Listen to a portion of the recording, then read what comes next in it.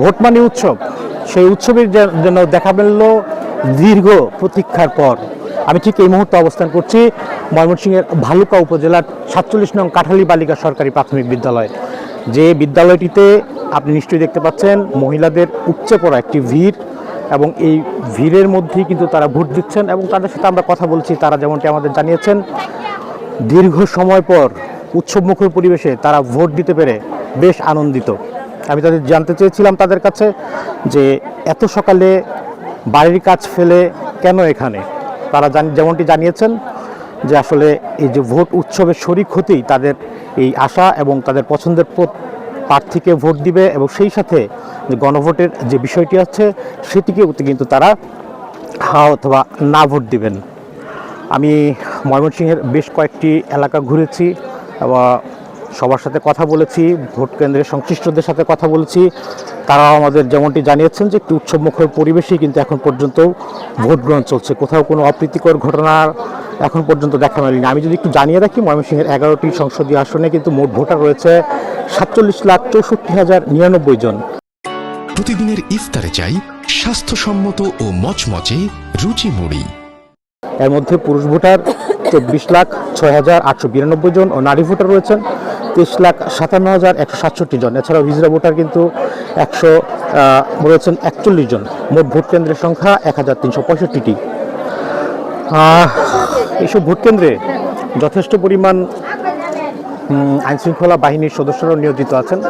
এই আইনশৃঙ্খলা সদস্যরা বাহিনী কিন্তু একটি ভোট নিরপেক্ষ এবং অবাধ সুষ্ঠু করার জন্য তারা যথেষ্ট তৎপর রয়েছে বলে আমরা এখন পর্যন্ত দেখেছি। একটু যদি জানিয়ে রাখি যে 1,365টি কেন্দ্রে 3,217 জন পুলিশ সদস্য, হালুয়াঘাট এবং ধোবাউড়া উপজেলা ছাড়া অন্য 11 উপজেলার প্রত্যেকটিতে 120 থেকে 140 জন সেনাবাহিনীর সদস্য কিন্তু থাকছে। সীমান্ত উপজেলা হালুয়াঘাট এবং ধোবাউড়ায় 6 প্লাটুন করে বিজিবি থাকবে। এছাড়াও প্রতিটি উপজেলায় 4 প্লাটুন করে বিজিবি থাকবে। প্রত্যেক কেন্দ্র করে পুলিশ নেতৃত্বে 14 থেকে 17 জন করে গ্রাম পুলিশ এবং আনসার সদস্য কিন্তু নিয়োজিত আছে ভোট কেন্দ্রগুলিতে।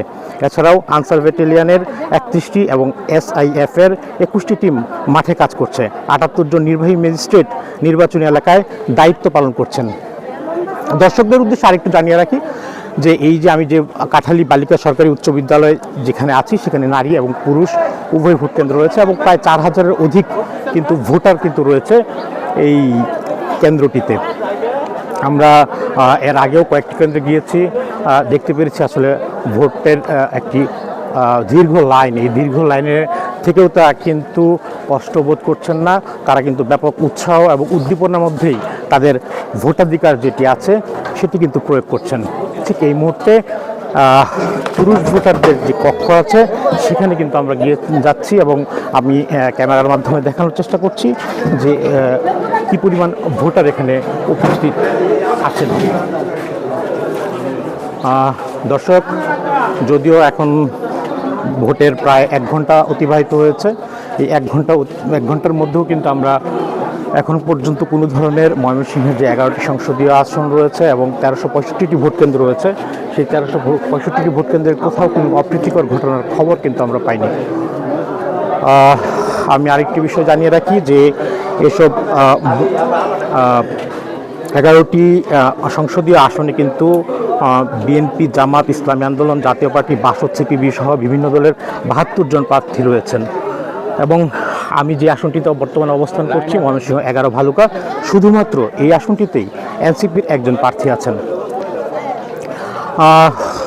এখন পর্যন্ত যা দেখে মনে হচ্ছে যে একটি হাড্ডাহাড্ডি লড়াই হতে চলছে, এবং সেই লড়াইয়ে জয় কার সেটি হয়তো আমরা সন্ধ্যার পর নাগাদ আস্তে আস্তে জানতে পারবো। এবং আরেকটু জানিয়ে রাখি যে কোনো ধরনের ময়মনসিংহের অঞ্চলের যে কোনো ধরনের খবর হয়তো কিছুক্ষণ পর দেওয়ার চেষ্টা করব। এবং আবারও বলছি যে আমরা তরুণ ভোটারদের সাথে কথা বলেছি, তারা আসলে এই প্রথমবারের মতো ভোট দিতে পেরে খুবই আনন্দে উদ্বেল, এবং তারা বলছে যে অনেকটা ঈদের মতো নাকি তাদের মনে হচ্ছে। দূর দূরান্ত থেকে অনেকেই ছুটে এসেছেন এই ভোট দেওয়ার জন্য, শুধুমাত্র ভোট দেওয়ার জন্য।